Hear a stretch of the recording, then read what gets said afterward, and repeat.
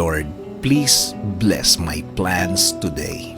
Panginoon, maraming salamat sa laging pagbibigay ng mga araw na puno ng blessings. Salamat sa proteksyon mo na lagi kong kasama para sa akin at aking buong pamilya.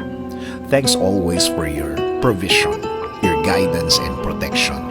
Thank you also, God, for faithfulness and love for us, Lord. Panginoon, i-bless niyo po ang aking plano sa aking buhay at sa aking pamilya. Alam ko po na lagi niyo akong pinoproteksyonan kasama ng aking mga pangarap. Panginoon, hindi po ako isang perpektong tao at alam ko po na hindi rin perpekto ang aking plano.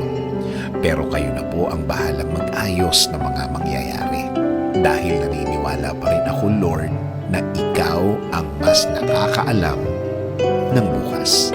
Alam ko po, Lord, na marami po akong dadaanan para matupad ang aking plano sa aking buhay. Pero alam ko po na bibigyan niyo po ako at ang aking plano sa buhay ng tamang direksyon.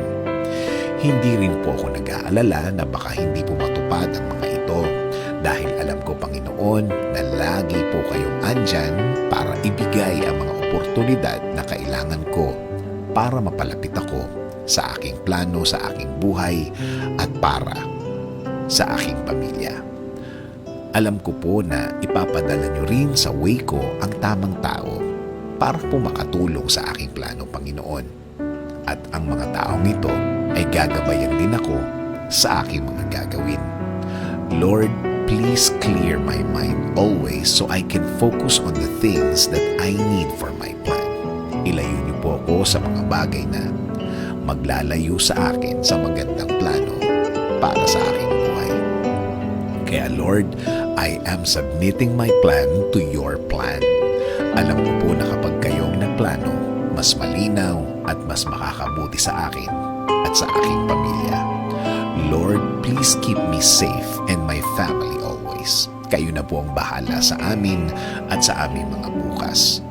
Kayo na rin po ang bahala, Panginoon, sa aming bayan.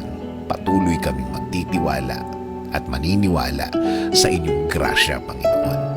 Ibinibigay po namin, isinusuko po namin ang lahat ng aming mga dinadala ngayon sa aming buhay, Lord. Ikaw na po ang bahala sa aming mga problema ito.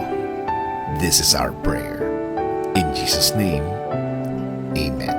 Sabi nga sa Proverbs 16:3, commit to the Lord whatever you do, and He will establish your plans.